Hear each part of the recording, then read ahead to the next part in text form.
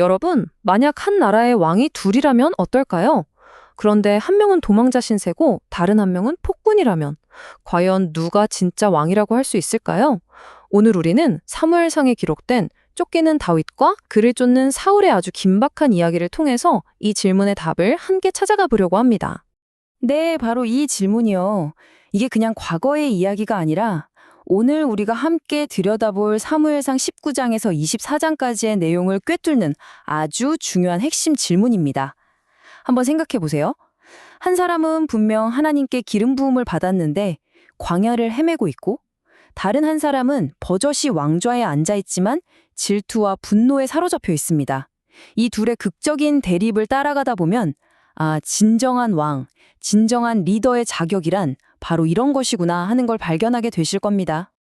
자, 앞으로 총 6개의 장을 통해서 다윗이 어떻게 도망다니는지, 그 과정에서 그의 신앙이 어떻게 드러나는지, 그리고 사울은 어떻게 몰락해거는지 생생하게 따라가 볼 텐데요.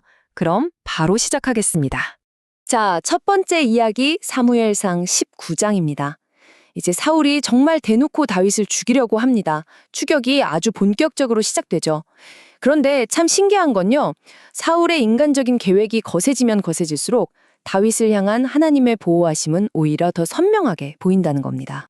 하나님께서 다윗을 보호하시는 방법이 정말 입체적이에요. 뭐랄까, 네 겹의 보호막 같다고 할까요? 먼저 가장 가까이에서는 아들 요나단의 끈끈한 우정과 아내인 미갈의 지혜 같은 인간적인 관계를 사용하십니다. 그러다가 다윗이 선지자 사무엘에게로 피하니까 이번엔 사무엘의 영적 권위가 방패가 되어주죠. 그런데 이걸로도 안 되니까 마지막엔 어떻게 하시냐면 아예 사울이랑 그 부하들한테 하나님의 영을 부어버리세요. 그래서 다윗을 잡으러 왔다가 다들 예언만 하다가 돌아가게 만들죠. 이야, 정말 하나님이 지키기로 작정한 사람은 그 어떤 위협도 뚫을 수 없다는 걸 제대로 보여주는 대목입니다. 자, 이제 두 번째 이야기 사무엘상 20장으로 넘어갑니다. 앞서 요나단의 우정이 보호막이 되었다고 했잖아요. 여기서는 그 관계가 한 단계 더 깊어집니다. 그냥 우리 친한 친구 이 수준을 넘어서 하나님 앞에서 거룩한 언약을 맺게 되거든요. 그리고 바로 이 과정을 통해서 아버지 사울의 살해는 절대 돌이킬 수 없구나 하는 걸 두 사람 다 확인하게 됩니다. 바로 이 구절 사무엘상 20장 42절의 고백이 정말 중요해요. 이건 그냥 둘이서 우리 우정 변치 말자 하는 그런 약속이 아니었어요. 여호와께서 영원히 증인이 되신다고 하잖아요. 이건 뭐냐면 이 둘의 약속이 이제 개인적인 차원을 넘어서 하나님의 큰 구원 역사 안으로 들어왔다는 뜻입니다. 실제로 나중에 다윗이 왕이 되고 나서 요나단의 아들 무비보셋을 끝까지 책임지잖아요. 그게 바로 이때 맺은 언약 때문이었습니다. 이 언약을 확인하는 과정이 정말 살벌합니다. 그 새달맞이 잔치 장면 있잖아요. 와, 정말 숨이 멎는 것 같아요. 다윗의 빈자리를 보고 사울이 분노하는데 그게 폭발해서 심지어 자기 아들 요나단한테 창을 던져버립니다. 이 사건을 겪으면서 요나단도 다윗도 이제 끝이구나. 사울의 마음은 절대 안 바뀌겠구나 하고 깨닫게 되죠. 그리고 이때부터 다윗의 길고 긴 도망자 생활이 진짜로 시작됩니다. 세 번째 이야기 사무엘상 21장입니다. 여기서 우리가 만나는 다윗은요, 그 용맹했던 골리앗을 쓰러뜨린 영웅이 아니에요.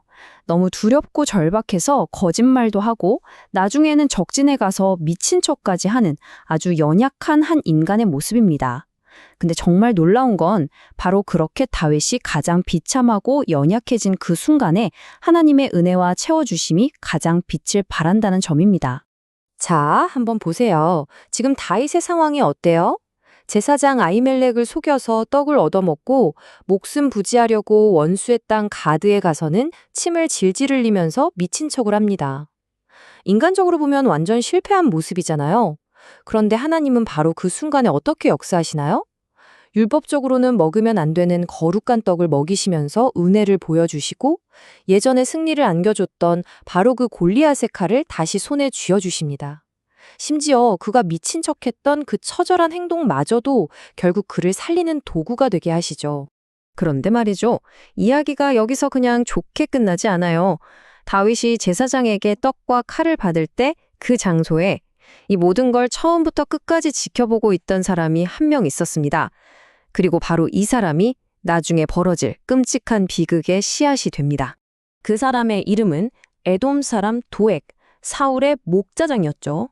그가 거기 있었던 건 단순한 우연이 아니었어요.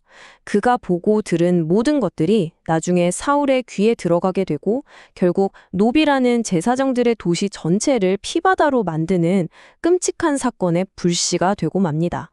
자, 네 번째 이야기 사무엘상 22장입니다. 여기서는 정말 극명한 대조가 펼쳐집니다. 바로 두 리더가 만들어가는 두 개의 공동체 이야기인데요. 한쪽에서는 생명을 살리는 공동체가 만들어지는 반면 다른 한쪽에서는 죽음과 파괴의 현장이 펼쳐집니다. 이 비교를 보시면 모든 게 설명됩니다. 다윗은 어디로 갔나요? 아둘람 굴로 피신했죠. 그랬더니 그에게 환난당한 자, 빚진 자, 원통한 자들이 다 모여듭니다. 사회의 아웃사이더들이 모여서 새로운 공동체를 이루는 거예요. 이게 바로 미래 이스라엘의 시작이 됩니다. 반면에 사울은 뭐라고 했죠? 도에게 고자질을 듣고는 하나님의 제사장 85명과 그들의 온 가족, 심지어 가축까지 도시 하나를 완전히 몰살시켜 버립니다. 한 명은 생명을 모으고 다른 한 명은 생명을 파괴하고 있죠. 누가 진짜 왕인지 점점 더 분명해집니다. 이제 다섯 번째 이야기, 사무엘상 23장입니다. 여기서 두 왕의 가장 결정적인 차이점이 드러나요. 그게 뭐냐면 바로 위기의 순간에 누구에게 묻는가입니다. 이걸 보면 누가 진짜 하나님과 함께하는 왕인지 너무나 명확하게 알 수 있습니다. 한번 보세요. 사울은 다윗이 그일라라는 성에 들어갔다는 소식을 듣자마자 뭐라고 하죠? 옳거니 하나님이 그를 내 손에 넘기셨구나 하고 자기 멋대로 단정해버립니다. 자기 욕심을 하나님의 뜻이라고 착각하는 거죠. 그런데 다윗은 어땠나요? 제사장 아비아달이 가져온 에봇으로 하나님께 직접 아주 구체적으로 묻습니다. 사울이 내려오겠나이까? 그일라 사람들이 나를 넘겨주겠나이까? 그리고 하나님께서 넘겨줄 것이다 라고 하시자 자신을 도와준 그 성을 미련 없이 떠납니다. 이게 바로 진짜 리더십의 차이입니다. 그리고 정말 클라이맥스죠. 사울의 군대가 다윗을 거의 다 잡아서 이제 막 포위망을 좁혀오는 그 순간 갑자기 전령이 달려와서 큰일 났습니다. 블레셋이 쳐들어왔습니다. 하고 외칩니다. 결국 사울은 다윗을 눈앞에 두고 군대를 돌릴 수밖에 없었죠. 그래서 그 장소 이름이 셀라 하마노곳, 분리의 바위가 된 겁니다. 이게 우연일까요? 아니죠. 이건 정말 기가 막힌 타이밍에 개입하신 하나님의 놀라운 섭리였습니다. 자, 드디어 마지막 여섯 번째 이야기, 사무엘상 24장입니다. 지금까지 다윗의 여러 모습을 봤는데 여기서는 그의 왕으로서의 자질이 궁극적으로 시험받는 무대가 펼쳐집니다. 장소는 엔게디 광야의 한 동굴 안, 정말 드라마틱한 사건이 벌어지죠. 상황이 이렇습니다. 사울의 볼일을 보러 동굴에 들어왔는데 하필 그 깊숙한 곳에 다윗과 부하들이 숨어 있었던 거죠.